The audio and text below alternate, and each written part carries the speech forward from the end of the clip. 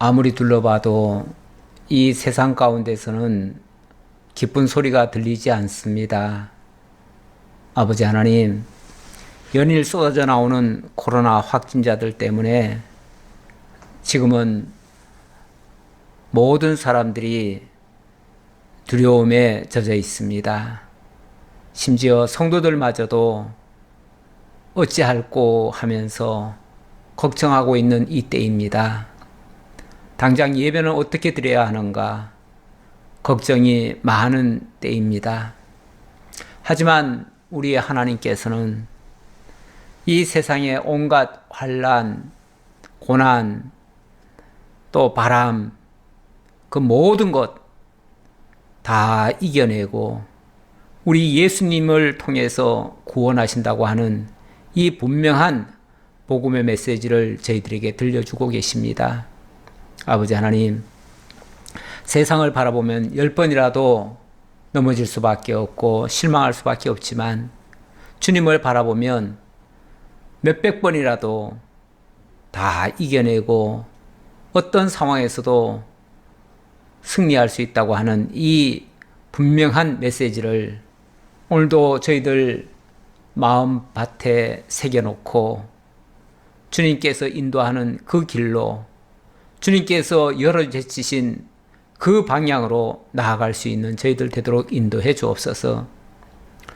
악한 세상을 바라보지 말게 하시고 믿음 없는 자들의 생각을 따르지 말게 하시고 오직 위로부터 주시는 참된 지혜만 귀를 기울이는 저희들 다 되도록 함께 해 주옵소서. 예수님 이름으로 기도하옵나이다. 아멘. 사무엘하 5장 11절부터 보도록 하겠습니다. 두로왕 히람이 다윗에게 사절들과 백향목과 목수와 석수를 보내매 그들이 다윗을 위하여 집을 지으니 다윗이 여호와께서 자기를 세우사 이스라엘 왕으로 삼으신 것과 그의 백성 이스라엘을 위하여 그 나라를 높이신 것을 알았더라. 두로왕 히람이 다윗에게 사절들과 백향목과 목수와 석수를 보내서 다윗을 위해서 집을 지어줬다. 참 기쁜 소식입니다.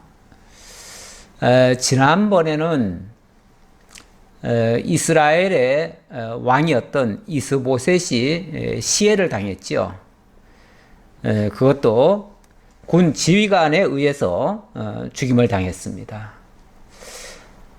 지난번에 군 사령관 아브넬이 나라를 팔아먹으려다가 그만 요압에게 죽임을 당했었죠. 자, 그리고 이스보셋 왕은 이제 아브넬을 잃고 나서 어찌할 바를 모르고 두려움에 떨었습니다. 이 두려움, 어쩌면 망할지도 모른다고 하는 이 두려움은요, 수명도 단축시킵니다. 그렇게 두려워하면요, 얼마 살지 못해요. 정상적으로 내버려둬도 얼마 가지 못합니다. 그런데 그 두려움에 쩔어서 하는 행동은 굉장히 참 초라해 보이고요. 또 비겁해 보이기도 합니다. 만약에 그것 때문에 어떤 수단을 쓴다고 하면 굉장히 비겁해 보여요. 그러면은 모든 사람들이 다 무시합니다.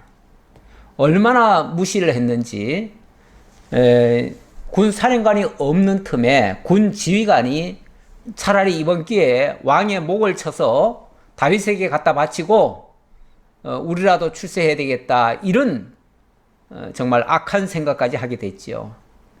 그래서 낮에 침대에서 자고 있는 이스보셋을 목을 쳐서 다윗에게로 갖다가 바쳤죠. 아마도 이 이스보셋은 밤에는 제대로 잠을 못 이룬 것 같아요. 밤에는 이런저런 걱정 때문에, 걱정, 근심, 고민 때문에 밤잠을 이루지 못하다가 너무 피곤하고 하니까 낮에 아마 잠깐 잠든 사이에 이렇게 불귀의 객이 돼버렸지요. 예. 자, 이렇게 군 지휘관들 바나와 레갑이라고 하는 두 지휘관에 의해서 이스보셋이 죽임 당했고, 그리고 나니까 이스라엘에는 이제 더 이상 지도자가 될 만한 사람이 없습니다. 없으니까 5장 1절에 보니까 이스라엘 모든 지파가 헤브론에 이르러 다윗에게 나와 그러면서 다윗을 왕으로 옹립을 하게 됩니다. 그렇게 해서 다윗이 전 이스라엘의 왕이 되었습니다. 자, 그리고 나서 다윗이 첫 번째로 한 일이 뭐냐면 이제 다윗 왕국을 건설해야 되니까 다윗 왕국을 어디서 건설할 것인가? 바로 예루살렘이라고 하는 지역, 그곳을 다윗은 염두에 두었던 것 같습니다. 그것이 자기만의 생각이 아니라 하나님께서 그 땅을 허락한 것 같아요. 그 땅은 일찍이 아브라함에게 이삭을 바치도록 한 그 지역입니다. 모리아산에 있는 지역. 그 지역이 이 예루살렘이라는 이름을 찾기 전까지는 뭐 살렘으로 불려지기도 했고요. 거기에는 여부수 사람들이 장악을 해서 이스라엘 사람들은 그곳을 가지도 못했습니다. 거기 여부수 산성이 아주 강력한 게 있었는데 그걸 다윗이 치고 그곳에 있는 시온 산성을 빼앗았다 그럽니다. 빼앗아서 그 성을 바로 다윗성으로 이름을 바꿔서 이제 다윗성이 된 거예요. 이제 거기서부터 다윗이 전 이스라엘의 왕이 된 거죠. 왕으로 등극한 거죠. 자, 그래 놓고, 그렇게 해놓고, 지난주 그 10절에 보니까 만군의 하나님 여호와께서 함께 계시니 다윗이 점점 강성하여 가니라. 다윗이 점점 강성해집니다. 사실 그동안 제일 강력한 어찌 보면 그 성이었던 그 시온 산성을 다윗이 빼앗아서 이제 예루살렘 성으로 만들고 다윗 성으로 명명을 했지요. 자, 그렇게 하고 나니까 이제 주변의 모든 나라들이 다 두려워서 감히 다윗을 대적할 엄두를 못 냅니다. 이렇게 되어지면 주변 나라들이 알아서 찾아와요. 알아서 서로 화친하자고 해요. 그러면서 어떻게 하면 다윗에게 잘 보일까 해가지고 때로는 우리가 조공을 바치겠습니다 하면서 아예 미리 조공을 갖다 바치는 사람들도 있고요. 또 아니면은 우리가 왕이 원하는 일을 다 해드리겠습니다 하면서 아예 원하는 거를 찾아가지고 해주는 사람들도 있어요. 주변 나라들이 있어요. 그 중에 하나가 바로 오늘 11절에 보니까 두로 왕이라 그럽니다. 두로 왕. 이 두로는요, 해변가에 있습니다. 해변가에 있어서 제가 지도를 좀 그려볼까요?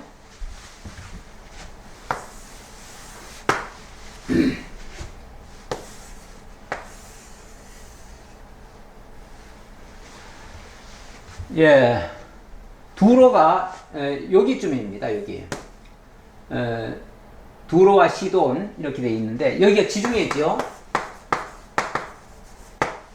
이 지중해는 이렇게 유명한 이렇게 선박들이 다니면서 무역을 합니다. 그래서 여기 두로 지역은 이 항구가 있어가지고 그래서 무역을 많이 해서 돈을 엄청나게 많이 벌지요. 그래서 다른 지역보다도 경제력이 굉장히 풍부했어요. 그리고 요 위에 이제 다메섹 지역이 있고 여기서 뭐가 나오냐면 백향목이 나와요. 백향목은 정말 이 건축 자재로서는 최상급입니다. 이 향이 얼마나 좋은지 이 백향목으로 집을 지어 놓으면 500년 동안 나무가 썩지도 않고 벌레도 먹지 않는데요. 그러면서 아주 은은한 그 좋은 향이 나온다는 거죠. 최고급 목재죠. 워낙 비싸가지고 뭐 아무나 쓸 수는 없고요. 이거는 정말 왕궁을 짓는 데나 쓸 수 있는 그런 제목인데, 아예 두로 왕이 이 다윗에게 아예 사신을 보내요. 사신을 보내가지고, 지금 여기가 예루살렘 아닙니까? 여기가 예루살렘인데, 여기가 이제 여부수, 사람들이 살고 있던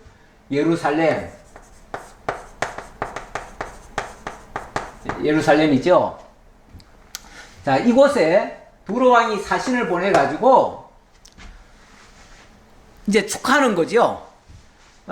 왕께서 이 예루살렘, 이 여부수 지역을 점령하고 여기 시온 산성을 빼앗아서 다윗성으로 이렇게 건축한 거를 축하를 해주는 거죠. 축하를 해주면서 뭐라고 그러냐면, 우리가 다윗 왕을 위해서 왕궁을 지어드리겠습니다. 왕궁을. 직접 우리가 목수와 석수까지 다 보내가지고 이 백향목을 가지고 와서 우리가 왕궁을 다 지어드리겠습니다. 이렇게 제안하는 거죠. 이게 다윗이 별 볼 일 없는데 이렇게 할까요? 그러지 않아요. 세상은요, 강한 자에게는 많은 사람들이 몰려듭니다. 그래서 어느 사람이 실력이 있다, 힘이 있다 하면은 많은 사람들이 몰려들지요. 그리고 저 사람은 별 볼 일 없다, 이제 인기도 시들시들해진다 그러면은 모든 사람이 다 떠나가요. 예. 뭔가 그 사람을 통해서 뭔가 나올 것 같으면은 달라붙고, 별 볼 일 없다 싶으면은 다 떠나가는 게 세상 인심이에요. 근데 다윗에게 이 두로 왕 히람이 이런 제안을 한 것은 다윗이 그만큼 강력해졌다 라는 것을 반증하는 모습이에요.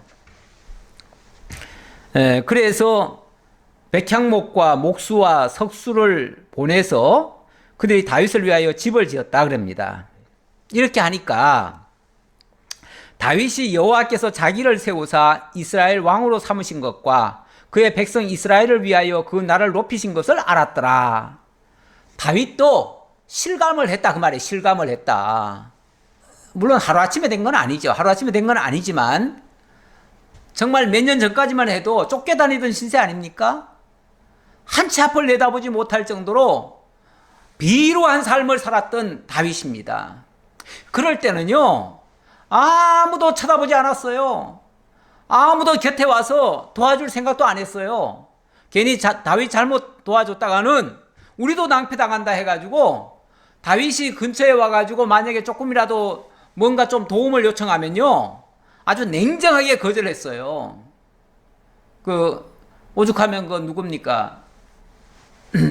아비가일의 남편 나발. 나발.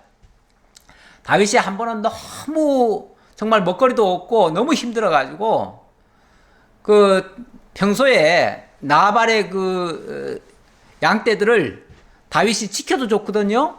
지켜도 줬는데, 그래서 양털 깎는 날, 그날은 일종의 추수하는 날이니까 그날 가면은 뭐 떡이라도 좀 얻을까 해가지고 그날에 사람을 보내가지고 우리한테 좀 떡이라도 좀 달라 그랬더니, 도대체 다윗이 어떤 놈인데 우리 식구들 먹을 떡을 갖다가 주겠느냐 그러면서 단칼에 거절했죠. 사람 인심이 이렇습니다. 뭐 좀 잘 나가면 막 달라붙고요, 어려울 때는 다 모른 척해요. 세상에서도 누가 좀 어려움 당한다 하면요, 다 이제 모른 척해요. 그리고 좀 잘 나간다 하면은 다 곁에 와가지고 그냥 옛날부터 잘 아는 것처럼 그렇게 하고요. 이게 세상 인심은 어쩔 수 없어요. 왜냐하면 세상은 다 이득바라고 하는 거거든요. 내가 이렇게 잘 대해주면 나도 이득을 얻겠거니. 그런데 나중에 만약에 그렇게 안 해주면 되게 또 서운해하지요. 이 두로 왕이 지금은 이렇게 다윗 왕에게 살짝 달라붙어가지고 다윗을 위해서 뭘 하지만은 나중에 가면요, 또 다윗을 굉장히 또 서운하게 만들기도 합니다. 이 두로 왕 히람의 아들 같은 경우, 그 아들 같은 경우는 다윗을 굉장히 아주 분노하게 만들기도 해요. 그러니까 참 이렇게 많은 사람들이 막 곁에 오고 뭔가 도와주려고 하고, 이거는요 그 사람의 마음이라기보다는 하나님께서 이 다윗의 위상을 그만큼 올려줬다고 하는 증거거든요. 그러다 보니까 다윗이 내가 특별히 잘해서가 아닌데, 내가 특별히 잘한 건 없는데, 그런데 이렇게 많은 사람들이, 이웃이 또 다른 나라들이 이렇게까지 하는 거 보니까 하나님이 정말 나와 함께 하시는구나, 하나님이 나를 이렇게 높이셨구나. 높이신 거는 나 잘 먹고 잘 살으라고 높인 게 아니죠. 뭐 때문입니까? 바로 그의 백성 이스라엘을 위하여 그 나라를 높이신 것을 알았더라. 그의 백성 이스라엘을 위하여, 지금 이스라엘 왕이 됐는데 하나님이 이스라엘을 위해서 나를 이렇게 높이시는구나, 이렇게 깨달았다는 거죠. 그렇게 깨달으면 이스라엘을 위해서 다윗도 정말 헌신을 하지요. 지도자가 하나님이 나를 이 자리에 올리신 것은 이 백성을 위해서다 라고 생각하면 그 백성을 위해서 정말 희생을 하고 헌신을 하지요.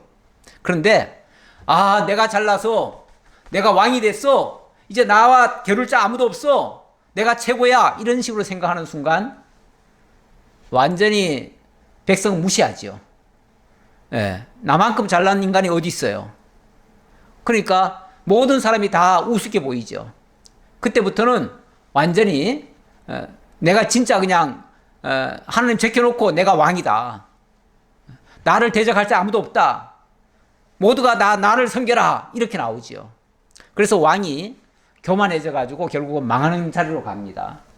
이렇게 생각하는 거 굉장히 중요한 겁니다. 그래서 그리고 13절, 다윗이 헤브론에서 올라온 후에 예루살렘에서 처첩들을 더 두었으므로 아들과 딸들이 또 다윗에게서 나니, 예루살렘에서 그에게서 난 자들의 이름은 삼무아와 소박과 나단과 솔로몬과 입할과 엘리수아와 네벡과 야비아와 엘리사마와 엘리아다와 엘리벨렛이었더라. 도덕적으로 생각하는 사람 입장에서는 왕이 됐다고 또 처첩들을 또 더 거느리느냐, 이렇게 볼 수도 있는데, 제가 지난번에 한번 말씀드렸습니다. 이 처첩들을 내가 더 얻고 싶다고 얻어지는 게 아니에요. 특히 이 왕 같은 경우는 주변 나라들이 그 공주들이나 이런 사람들을 자꾸만 보내주기도 해요. 왜냐하면 화친하자고요. 서로 싸우지 말자고요.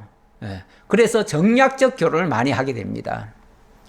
물론 개인적으로 더 취할 수도 있겠지만 제가 보기에는 그런 쪽이 아니겠는가. 그래서 이것도 일종의 국력과 비례할 수 있다, 이렇게도 말씀드릴 수 있습니다. 그래서 나라가 그만큼 부강해지고 주변 나라들이 이제 제대로 인정을 해준다, 그런 의미죠. 그래서 이렇게 점점 더 왕성해졌다, 이렇게 볼 수 있습니다. 그래서 이걸 윤리적 차원에서 볼 게 아니고 하나님께서 다윗 왕국을 왕성하게 하셨다라는 측면에서 이해를 해 주시기 바랍니다. 그 다음 17절입니다.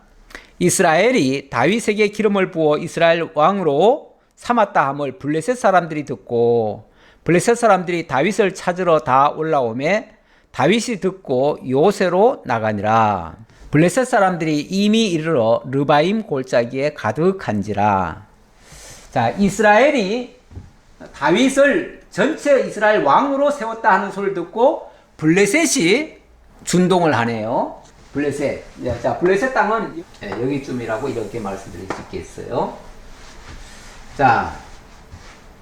그런데 다윗은 지난번에 여기 헤브론, 베들레헴, 그 다음에 이제 예루살렘, 이렇게 되는데요. 지난번에는 다윗이 주로 이 남부 지역에, 이 아래 지역에 머물르고, 또 한때는 정치적 망명을 이 블레셋으로 갔습니다. 그래서 가드 왕 아기스에게 정치적 망명을 하기도 했어요. 그런데 블레셋이 가만히 보니까 이 다윗이 어찌 보면 이제 배신을 한 거예요. 이 블레셋 입장에서 보면 그렇다고 말이에요. 아니, 언제는 와가지고 우리한테 정치적 망명을 하더니만, 이제는 왕이 돼가지고, 우리의 대적의 왕이 돼가지고, 우리와 겨루겠다고? 그러면은, 이 블레셋 입장에서는 이 다윗이 대적인 거예요. 대적이니까, 그리고 한때는 자기들 밑에 와가지고, 정치적 망명까지 했었으니까, 좀 우습게 보이기도 하고, 그렇죠? 아무래도 뭐 다윗 그 별것도 아닌데 이번 기회에 아주 혼내줘야 되겠다 이런 생각을 한 것 같아요. 그래가지고 이들이 올라왔다 그럽니다. 어디로 올라왔냐면 어디로 올라왔냐면은 르바임 골짜기에 가득한지라. 르바임 골짜기, 여기가 르바임입니다. 르바임. 르바임 골짜기, 여기로 다 올라왔어요. 이스라엘 영토로 들어온 거죠. 쳐들어온 거죠. 쳐들어온 거예요. 자, 그러니까 다윗이 이제 거기에 대응을 해야 될 거 아니에요? 대응을 하는데 사실 뭐 블레셋이 이렇게 나오기 시작하면 다윗도 이게 간단하게 처치해야 되겠다 이렇게 생각할 수가 없지요. 그래서 다윗이 여호와께 여쭈어 이르되 내가 블레셋 사람에게로 올라가리이까? 여호와께서 그들을 내 손에 넘기시겠나이까? 하니 여호와께서 다윗에게 말씀하시되 올라가라. 내가 반드시 블레셋 사람을 내 손에 넘기리라 하신지라. 자, 일단 다윗이 하나님께 기도를 했습니다. 기도를 해서 하나님 어떻게 할까요? 사실은 이 지역이 약간 더 아래쪽인 것 같아요. 더 아래쪽인데 뭐 대략 그렇게 보시고요. 어떻게 할까요? 그랬더니 하나님께서 올라가라는 거예요. 그러면서 네가 올라가면 내가 반드시 블레셋 사람을 너의 손에 넘기리라 이렇게 말씀하셔요. 그래서 기도하고 그리고 올라갔어요. 대응을 하러 간 거죠. 르바임 골짜기로. 자, 올라갔더니 다윗이 바알 브라심에 이르러 거기서 그들을 치고 다윗이 말하되 여호와께서 물을 흩은같이 내 앞에서 내 대적을 흩으셨다 하므로 그곳 이름을 바알 브라심이라 부르니라. 이 르바임 골짜기에서 바알 브라심은 여기쯤입니다. 여기가 이제 바알 브라심.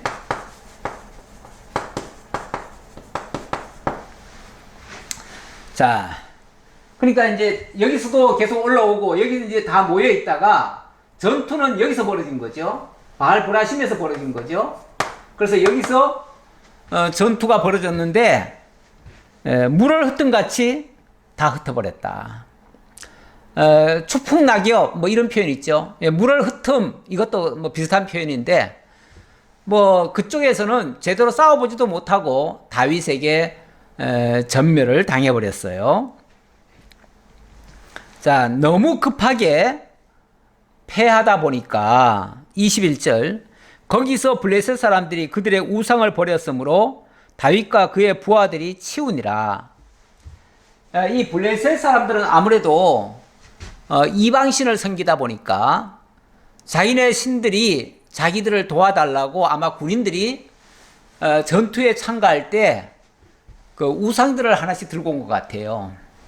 옛날에 그 사극 같은 것도 보면 전투에 나가는 그 남편을 위해서 부인들이 뭘 하나 챙겨줍니다. 옷깃에 넣든지 뭘 하든지 이제 그게 일종의 부적 같은 거죠. 부적 같은 건데 그 부적을 몸에 지니면은 그 애군을 막아준다.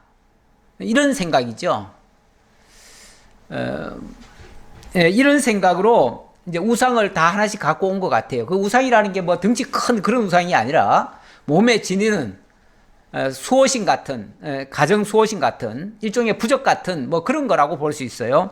그런데 이들이 너무 급하게 물을 흩은 같이 흩어지다 보니까 그런 것들을 다 버리고 갔다는 거죠. 그런 거를 다윗 일행은 그것을 그냥 싹 주워가지고 불에 태워버리든지 이렇게 했다 그 얘기죠. 그런 우상 같은 것들은요, 완전히 없애버려야 됩니다.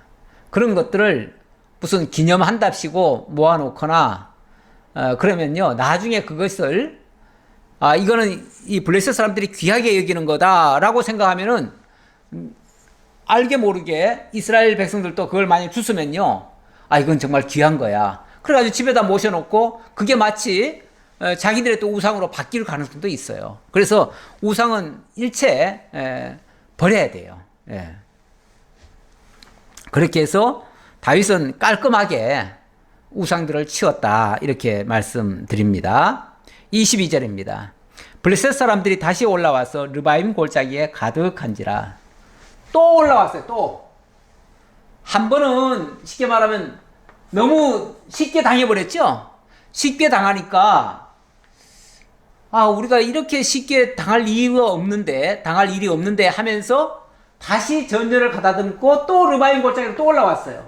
올라왔는데 이번에는 어디서 또 전투가 벌어지냐면, 어떻게 벌어지냐면, 다윗이 여호와께 여쭈니 이르시되 올라가지 말고 그들 뒤로 돌아서 뽕나무 숲을 맞은편에서 그들을 기습하되 뽕나무 꼭대기에서 걸음 걷는 소리가 들리거든 곧 공격하라.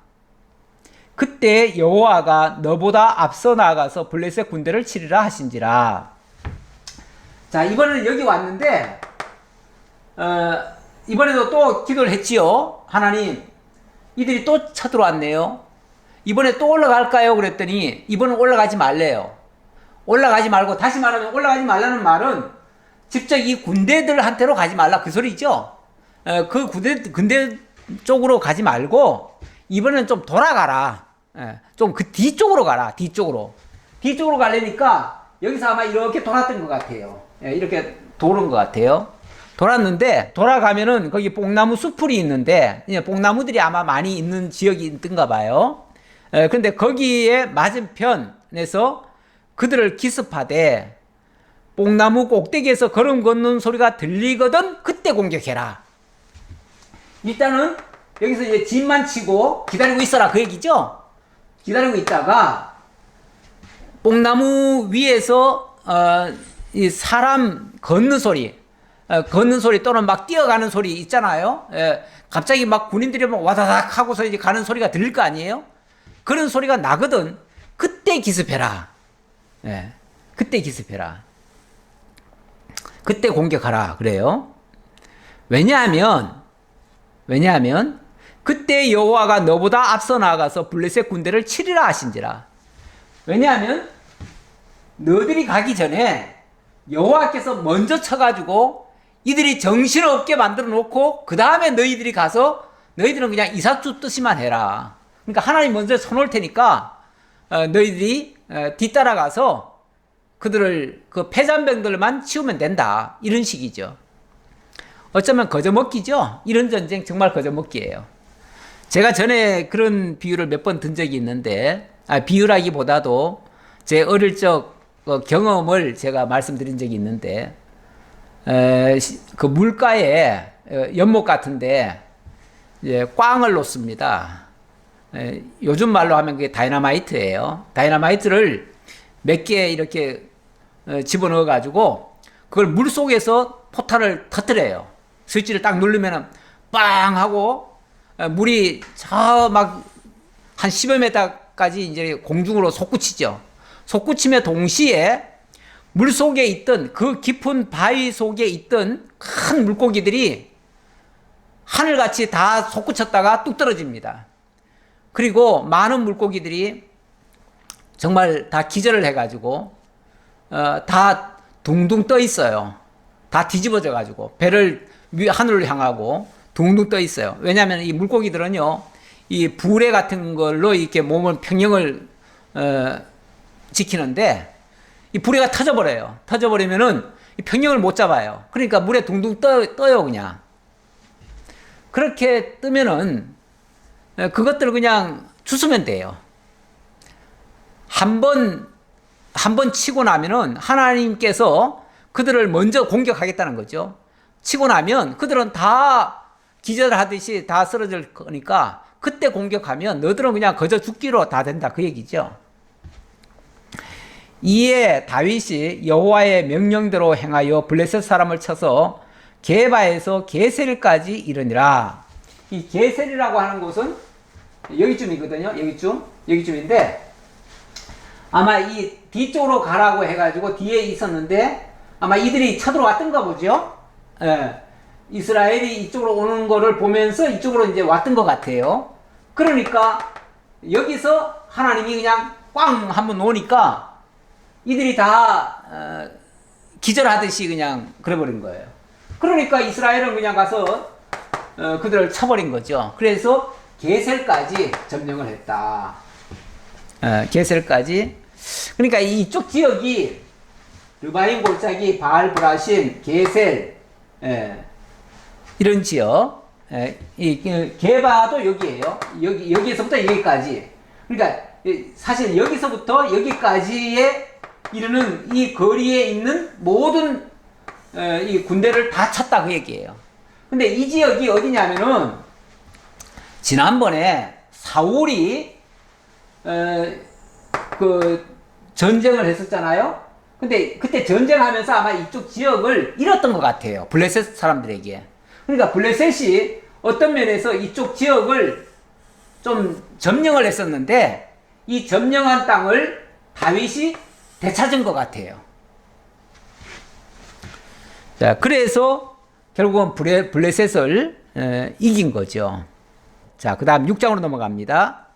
다윗이 이스라엘에서 뽑은 무리 3만 명을 다시 모으고 다윗이 일어나 자기와 함께 있는 모든 사람과 더불어 바알레 유다로 가서 거기서 하나님의 궤를 메어 오려 하니 그 궤는 그룹들 사이에 좌정하신 만군의 여호와의 이름으로 불리는 것이라. 자, 이제 다윗이 일단은 두로가 와가지고 왕궁을 지어준다고 했고요. 이 블레셋이 자꾸 찝쩍거렸는데 블레셋을 깨끗이 정리를 했어요. 그리고 나니까 이제 나라가 이제 좀 평안해질 거 아니에요? 평안해지니까 다윗이 무슨 생각을 했냐면 이제 하나님을 지금 하나님의 은혜로 지금 내가 왕이 됐고 하나님의 보호하심으로 지금 이렇게 승리하고 나라도 평안해졌는데 이제는 하나님의 궤를 모셔와서 하나님을 잘 섬겨드려야 되겠다 이런 생각을 한 거예요. 그래서 자, 그러면 하나님을 어떻게 모셔올까? 하나님의 궤를 어떻게 모셔올까? 자기 나름대로 연구를 한 거예요. 이건 하나님을 잘 모시려고 한 계획이에요. 일단은 이스라엘에서 뽑은 무리 3만 명을 모았다 그럽니다. 3만 명. 이건 그냥 군대가 아니고요. 여호와의 궤를 모셔오기 위한 그런 백성들이에요. 그런 백성들 3만 명. 예. 그런 사람들을 모아가지고 다윗이 일어나서 바알레 유다로 가서 하나님의 궤를 메어 오려 하였다. 이 바알레 유다라고 하는 곳에 이 하나님의 궤가 거기에 있었대요. 그래서 그러면서 그 궤는 그룹들 사이에 좌정하신 만군의 여호와의 이름으로 불리는 것이라. 그들이 하나님의 궤를 새 수레에 싣고 산에 있는 아비나답의 집에서 나오는데 아비나답의 아들 우사와 아효가 그 새 수레를 모니라. 자, 일단 다윗이 하나님의 궤 모셔오기 작전을 펼치는 겁니다. 작전을 펼치는데 일단 첫 번째는 3만 명의 뭐 군대라고 해야 될까요? 하나님의 궤를 모셔오는 3만 군대. 뭐 일단은 뭐 자관 많은 사람이 모였으니까 군대라고 표현하지요. 지금 싸우기 위한 목적은 아닌데 하나님의 궤를 모시기 위한 군대. 자, 3만 명을 만들었습니다. 자, 그다음 두 번째는 새 수레를 만들었습니다. 하나님의 궤를 모셔올려니까 뭐 보나마나 최상급으로 만들었을 거예요. 어쩌면 황금 수레를 만들었을 거예요. 그렇죠? 예. 뭐 황금이라는 표현은 없어요. 그런데 이제 아마 황금 수레가 아니겠는가라는 생각입니다. 자, 그리고 그 괴를 모시고 있던 그 아미나답의 집에서 아미나답의 아들 우사와 아효로 하여금 세수레를 몰게 했어요. 우사와 아효 두 형제입니다. 형제인데 이 형제가 아미나답은 아무래도 이제 나이가 많을 테고요. 그러니까 그 아들들이 제사장의 역할을 하는 거죠. 그래서 세수를 몰고 와요. 그런데 4절. 자, 이렇게 다윗으로서는 하나님을 제일 잘 모시기 위한 하나님 모시기 프로젝트죠. 자, 하나님 잘 모시기. 잘 모시기 프로젝트입니다. 자, 잘 모시려고 이 일을 하는 거예요. 어쨌든 다윗이 하나님에 대한 그 중심은 있잖아요. 그래서 잘 모시기 위해서 이렇게 하고 있는데 4절 그들이 산에 있는 아비나답의 집에서 하나님의 궤를 싣고 나올 때에 아효는 궤 앞에서 가고 다윗과 이스라엘 온 족속은 잣나무로 만든 여러 가지 악기와 수금과 비파와 소고와 양금과 제금으로 여호와 앞에서 연주하더라. 악단. 그러니까 이 3만 명이 제가 아까 군대라고 표현했는데 군대가 아니고 악단이라고 해야겠죠. 악단. 그렇죠? 3만 명의 악단. 얼마나 웅장하겠습니까? 지금으로 말하면 3만 명이 행진을 하면서 거기서 온갖 악기를 다 부는 거예요.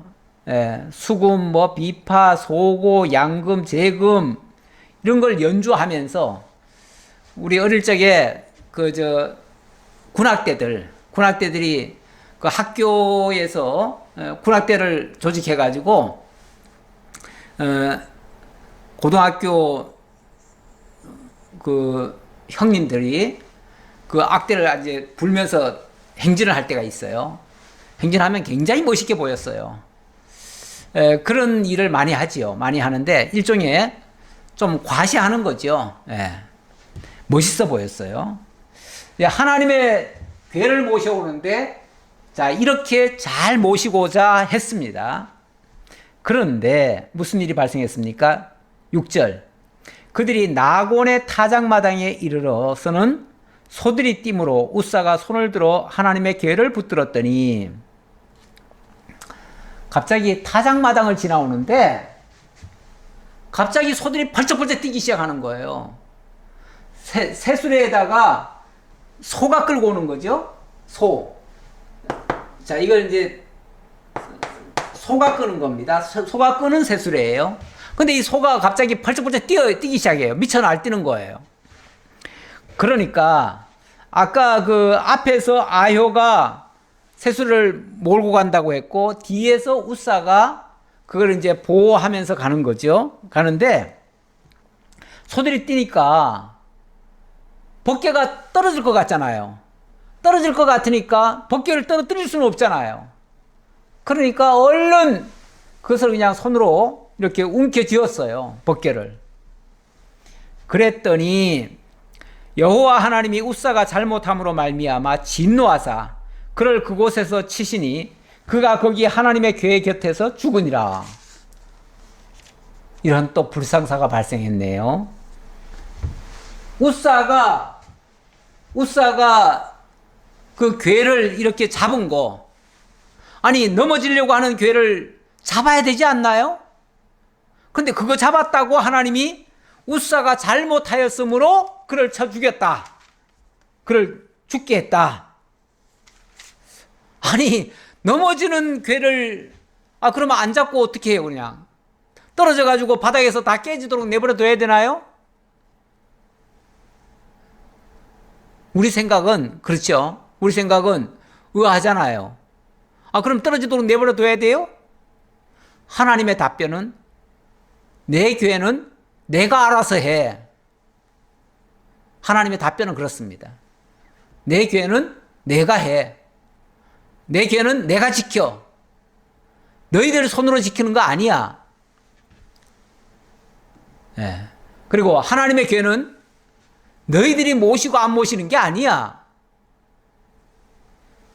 이렇게 지금 어찌 보면 답변을 하시는 모습 같아요. 그렇죠? 예. 8절 여호와께서 웃사를 치심으로 다윗이 분하여 그곳을 베레스 웃사라 부르니 베레스 웃사 웃사를 쳤다. 하나님이 웃사를 치셨다. 이런 뜻이에요. 그래서 베레스 웃사 베레스라는 말이 쳤다라는 뜻이에요. 자, 그래서 그 지역명이 하나 생겼어요. 일종의 기념 이름이 되어버렸죠. 좋은 기념은 아닌데 어쨌든 뭐 좋든 나쁘든 기념물이 돼버린 거예요. 기념지역이 돼버린 거예요. 그런데 이렇게 하니까 결국은 이게 성공이 된 게 아니라 실패가 돼버렸습니다. 실패되니까 다윗이 어떻게 했다고요? 분했대요. 다윗이 분해한대요. 아니 지금까지 다윗이 얼마나 정말 하나님의 말씀에 순종하고 하나님의 뜻을 받들고 하나님을 잘 섬기려고 하고 얼마나 잘했습니까? 그런데 지금 벗개를 모셔오는 것도 하나님 잘 섬기려고 한 거 아니에요? 그런데 하나님 잘 섬기려고 했는데 그만 뭐 했어요? 실패했어요.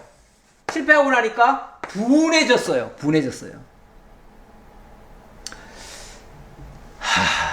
여러분 이 분해한다는 거 우리가 하나님의 일을 하면서 분해할 수가 있나요? 분함이 생긴다고 하는 거는요 하나님의 일을 한 거 아닙니다. 내가 지금 교회 일을 하는데 굉장히 막 분기가 일어났다. 그거 잘 생각해 보셔야 됩니다. 하나님의 일을 하면은 하나님이 허락한 일이면은 분해할 수가 없습니다. 어떻게 하나님의 일을 하다가 어떻게 분해할 수가 있습니까? 분해한다는 것은 하나님의 일이 아니고 하나님을 빙자한 나의 일이었던 거예요.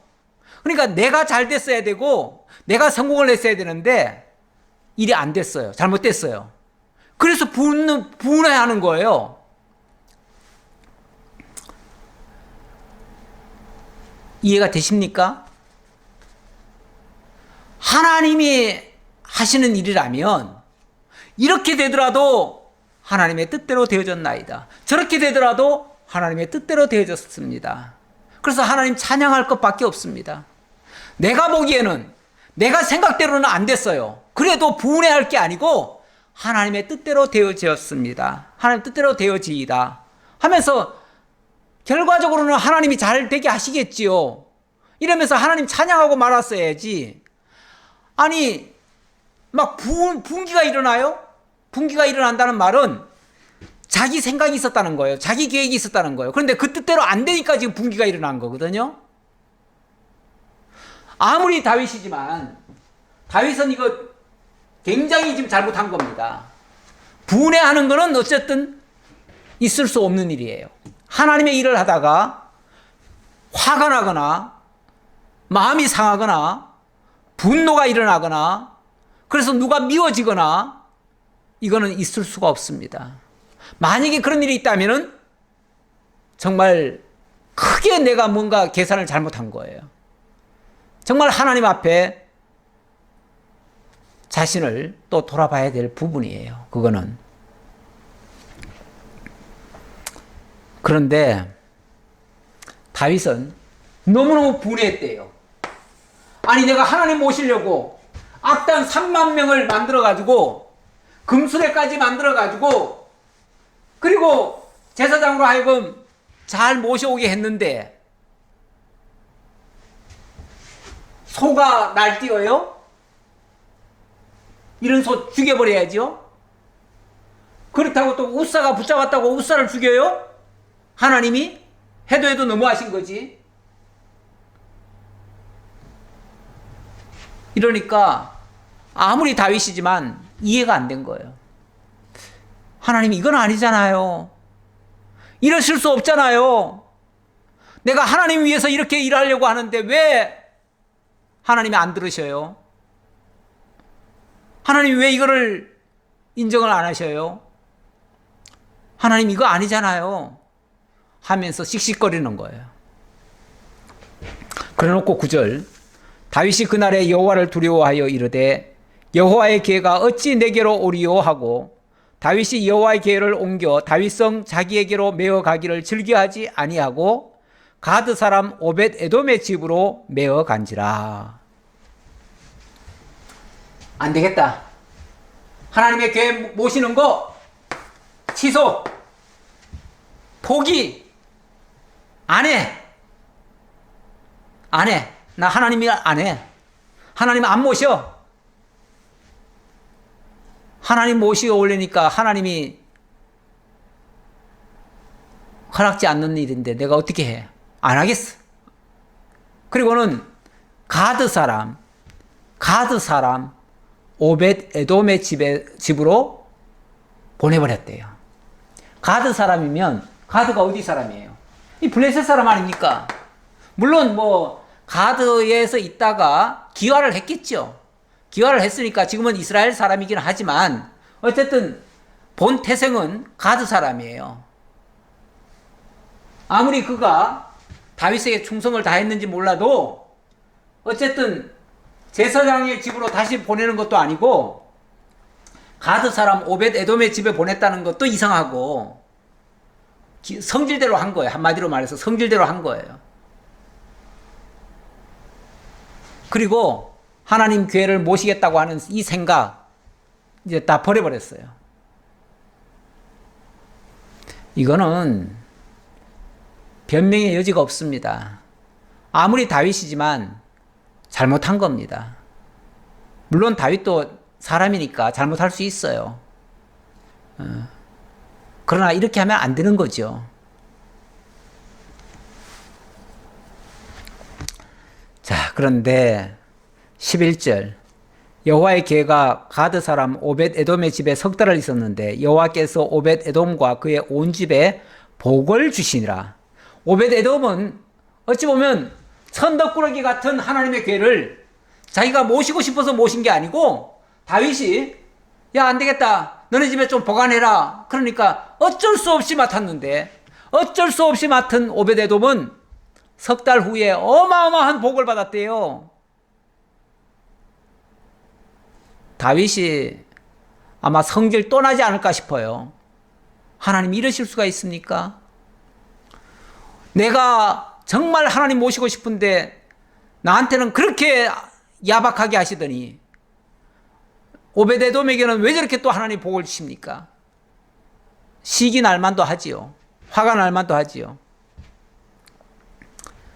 그러니까 어떤 사람이 다윗 왕에게 이르되 아뢰어 이르되 여호와께서 하나님의 궤로 말미암아 오벳 에돔의 집과 그의 모든 소유에 복을 주셨다 한지라. 다윗이 가서 하나님의 궤를 기쁨으로 메고 오벳 에돔의 집에서 다윗성으로 올라갈새. 이것도 뭡니까? 얼마 후에 석 달 지난 후에 어떤 사람이 얘기를 하는 거예요. 오벳 에돔이 엄청나게 복을 받았습니다.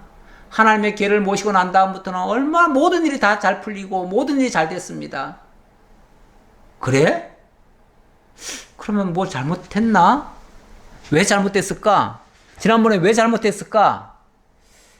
아마 이때 다윗이 사람들에게 물어본 것 같아요. 제사장에게 물어봤겠죠? 지난번에 왜 그랬을까? 그제서야 답을 알았어요. 답은 뭐냐면 하나님의 궤는 이런 식으로 모시는 게 아니에요. 새술에 만들어서 모시는 것도 아니고요. 악단 만들어가지고 거창하게 하는 거 아니에요. 하나님의 일은 거창하게 하는 게 아니에요. 하나님의 일은 정말 오른손이 하는 일, 왼손도 모르게 하는 것이 오히려 맞아요.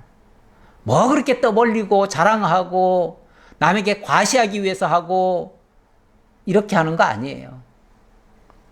하나님의 교회를 모시는 법은요, 율법에 의하면은 고라 자손이 어깨에다가 끈을 해가지고 두 손으로 이렇게 잡아가지고 그렇게 두 사람이 이렇게 쉽게 말하면은 이동을 해야 돼요. 하나님의 교회는 크지도 않아요. 크지도 않기 때문에 그렇게 무겁지도 않고요. 수레까지 필요도 없어요. 거기 뭐 그렇게 거창하게 또 악단까지 만듭니까? 거기에 뭐 앞서거니 뒤서거니 하면서 제사장이 그런 식으로 합니까? 그런 식으로 하는 게 아니고 제사장이 그냥 두 사람, 고라 자손 두 사람이 그냥 그 대를 꿰가지고 끈으로 이렇게 묶고 그 다음에 손으로 이렇게 잡아가지고 그렇게 그냥 둘이 이동하면 돼요. 그게 전부고 최선이에요. 하나님의 괴는 하나님의 법대로 하는 거예요. 우리 교회 일도 세상 기준으로 하는 게 아니에요. 하나님의 기준대로 하는 거예요. 잘하고 못하고가 없어요. 그냥 하나님 뜻대로 하면 되는 거예요. 뭐 그렇게 대단한 성과를 내려고 우리가 해야 되겠어요. 성과 낼 것도 없고요. 그냥 하나님 하게 하시면은 하게 하시는 일만, 내게 맡기신 일만 하면 되는 거예요. 그걸 깨닫고 나서 이제 다윗이 가서 하나님의 교회를 기쁨으로 메고 오벳 에돔의 집에서 다윗성으로 올라갈세. 이번엔 메고 왔다 그러잖아요. 이번에는 뭐 악단도 필요 없고요. 새수레도 필요 없어요. 그냥 제사장 둘이가 메고 오도록 그렇게 했다 그 말이에요. 그제서야 다윗이 너무너무 기쁜 거예요. 아, 지난번엔 내가 정말 무식해가지고 그런 짓을 했구나. 바보 같은 짓을 했구나. 내가 잘못됐구나. 라는 걸 깨닫고 하나님 말씀대로 하니까 아무 문제 없잖아요. 그러니까 너무 기쁜 거예요. 너무 기뻐가지고 여호와의 궤를 맨 사람들이 6걸음을 가매 다윗이 소와 살찐 송아지로 제사를 드리고 다윗이 여호와 앞에서 힘을 다하여 춤을 추는데 그때 다윗이 배 에봇을 입었더라. 다윗과 온 이스라엘의 족속이 즐거이 환호하며 나팔을 불고 여호와의 궤를 메어 오니라. 이렇게 메어 오니까 너무너무 기뻐가지고 다윗이 뭐 잔치 벌이듯이 했어요. 그러니까 궤 모시는 거는 소박했죠. 소박한데 궤 모시 오는데 다윗이 깨닫고 나니까 너무 기쁜 거예요. 일이 커서 기쁜 게 아니고, 큰 일이 성공돼서 기쁜 게 아니고, 소박하게 했지만은 그게 하나님의 뜻대로 되니까 그게 기쁜 거예요. 하나님이 연락하신 게 기쁜 거예요. 여호와의 궤가 다윗성으로 들어올 때에 사울의 딸 미갈이 창으로 내다보다가 다윗 왕이 여호와 앞에서 뛰놀며 춤추는 것을 보고 심중에 그를 업신 여기니라. 근데 다윗이 너무 기쁘다 보니까 아마 춤을 덩실덩실 추면서 온 것 같아요. 그리고 어찌 보면 왕인데, 왕이 좀 채통을 차려야 되는데 어찌 보면 좀 채신머리 어깨에 덩실덩실 춤을 추면서 웃으면서 기뻐가지고 기뻐서 나오는 행동 있잖아요. 그런 행동을 한 거예요. 그러니까 이 사울의 딸 미갈은 그래도 명색이 공주 아닙니까? 공주는요, 어려서부터 아주 그냥 그 채통 지키는 그런 훈련을 받아왔어요. 그러니까 그 공주나 왕자들은요, 어떤 그 쉽게 말하면은 전통을 잘 지키거든요. 전통을 지키고 예를 잘 갖춰요. 예를 갖추는데 다윗은 그런 배움이 없잖아요. 왕의 채통을 배울 새도 없었고요. 갑자기 왕이 되는 바람에 뭐 왕의 그런 어떤 채신머리 같은 건 하나도 없어요. 그러니까 그게 우습게 보이는 거예요. 한마디로 업신여김을 당하는 거예요. 업신여기는 거예요. 업신여기는 거. 여호와의 궤를 메고 들어가서 다윗이 그것을 위하여 친 장막 가운데 그 준비한 자리에 그것을 두매 다윗이 번제와 화목제를 여호와 앞에 드리나. 다윗은 이렇게 하나님께 제사 이렇게 하니까 너무너무 기뻐서 다윗은 뭐 막 잔치입니다. 잔치. 기쁨이 막 넘칩니다. 그런데 이 미갈은 굉장히 지금 업신여기고 있어요.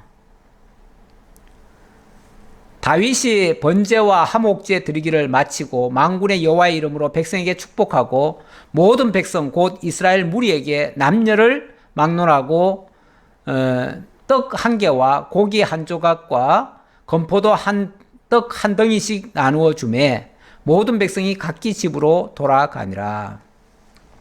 다윗은 너무너무 기뻐서 이 기쁨을 나 혼자 누릴 것이 아니라 온 백성들과 함께 누리자 하면서 오늘은 새로운 역사가 시작되는 날이다. 우리 하나님께서 내게 복을 주셔서 다윗 왕국을 건설하게 하셨고 이제 대적을 다 물러가게 하시고 하나님의 교회까지 모셔서 이제 하나님만을 섬기고 살게 했으니 이 기쁨을 온 백성들과 함께 누리겠다 하면서 일종의 기념떡을 만들어 가지고 먼저 하나님 앞에 화목제사 드리고 그리고 백성들한테도 그 화목하게 이제 앞으로 살자면서 떡과 고기를 다 하나씩 안겨다 준 거죠. 너무너무 기쁜 거죠. 이렇게 기쁨은 함께 나누는 게 맞지요. 온 백성들이 정말 함께 기뻐하고 이 기쁨이 이 나라를 더욱 강건하게 굳건하게 세우는데 일종의 밑거름 역할이 되어지죠. 백성들이 신나면 무슨 일인들 못하겠어요. 백성들이 기쁘면은 왕과 백성이 한마음 한뜻이 돼가지고 얼마나 잘 앞으로 하겠어요. 왕은요 백성들 기쁘게 하는 일이 최대 과업일 수 있습니다. 뭐 그런데 하나님 앞에 잘한다고 아까 했던 일들 이렇게 과시하듯이 한 거 이건 어찌 보면 백성들 앞에 자기의 그 위용을 자랑하려고 했던 거 아니겠어요? 솔직히 말하면은. 그래서 백성들도 막 추앙을 하고 왕 만세, 왕 대단합니다, 잘하셨습니다 이런 칭찬을 받을 줄 알았는데 웬걸 하나님은 이거는 틀렸다 하시고 아주 소박하게 괴를 모시니까 하나님도 기뻐하시고 온 백성들도 기뻐하고 다윗도 기쁘고 그래서 함께 기뻐하는 이것이 나라를 견고하게 세우는 하나의 밑거름이 된 거죠. 이렇게 되는 게 중요한 겁니다.